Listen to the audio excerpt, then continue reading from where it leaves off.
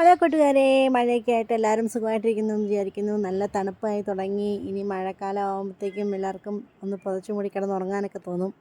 അടിപൊളി രസമായിരിക്കും മഴക്കാലത്ത് ഉറങ്ങാനല്ലേ. അപ്പോൾ നമുക്ക് നോക്കാം. ഈ മഴക്കാലത്തുണ്ടല്ലോ നല്ല ചൂട് കഞ്ഞിയും ചുട്ട പപ്പടവും അതുപോലെ തന്നെ ചമ്മന്തിയൊക്കെ കൂട്ടി കഴിക്കാൻ നല്ല രസമായിരിക്കില്ലേ. അതുപോലൊരു വെറൈറ്റി ചമ്മന്തിയാണ് കേട്ടോ നമ്മളിന്ന് ഉണ്ടാക്കുന്നത്. അപ്പോൾ തന്നെ ചമ്മന്തിയാണെന്ന് നമുക്ക് നോക്കാവേ.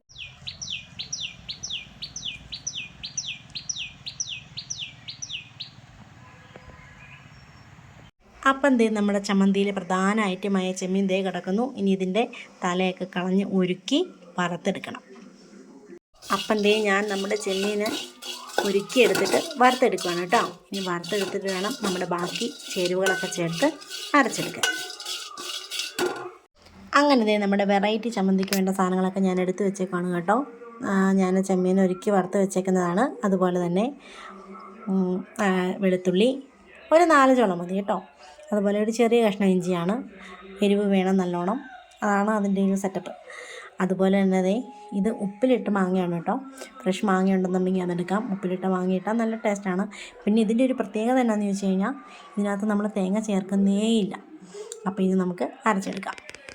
ഞാൻ അരച്ച് വെച്ചേക്കുന്ന ഈ ചമ്മന്തിക്കകത്തോട്ട് കുറച്ച് വെളിച്ചെണ്ണ ഒഴിച്ച് കൊടുക്കുകയാണ് കേട്ടോ. ചൂട് കഞ്ഞിയും പപ്പടവും അടിപൊളി വെറൈറ്റി ചമ്മന്തിയും കൂടി കൂട്ടി ഒരു പിടി പിടിച്ചാലോ, അടിപൊളിയായിരിക്കില്ലേ.